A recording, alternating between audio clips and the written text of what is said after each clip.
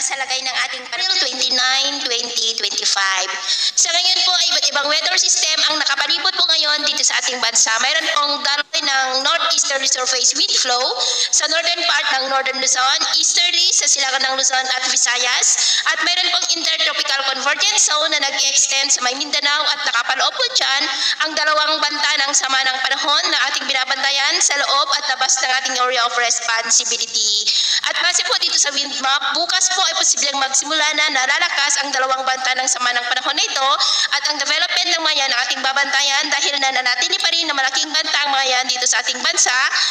hanggang po sa hindi nalulusaw. At ang unang bagyo ay tatawagin sa local name na Bagyong Auring at ang susunod ay tatawagin naman sa local name na Bagyong Bising. At ito nga ang pinapakita ng forecast model natin po ang ginagamit hanggang po sa susunod na 2 linggo. At sa lagay ng ating panahon, ngayong madaling araw ay maayos ang panahon sa malaking bahagi ng ating bansa pero may chance pa rin ng mga isolated rains sa may Lobo, Batangas, ilang bahagi ng Quezon, Camarines Norte,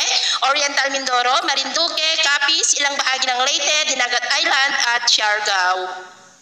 At mamaya po ay sisikat naman ng araw sa malaking bahagi nating bansa, mainit at malinsangan muli ang panahon, pero may chance pa rin ng cloudy skies with isolated rains, ilang bahagi ng Quezon, Lobo, Marinduque,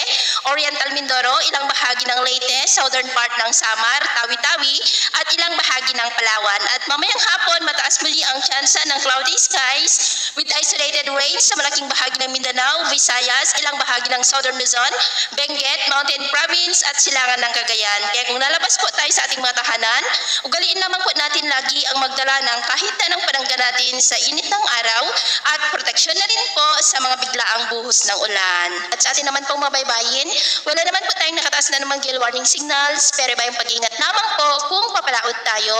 para po mas makaiwas sa mga sakunang pangkaragatan.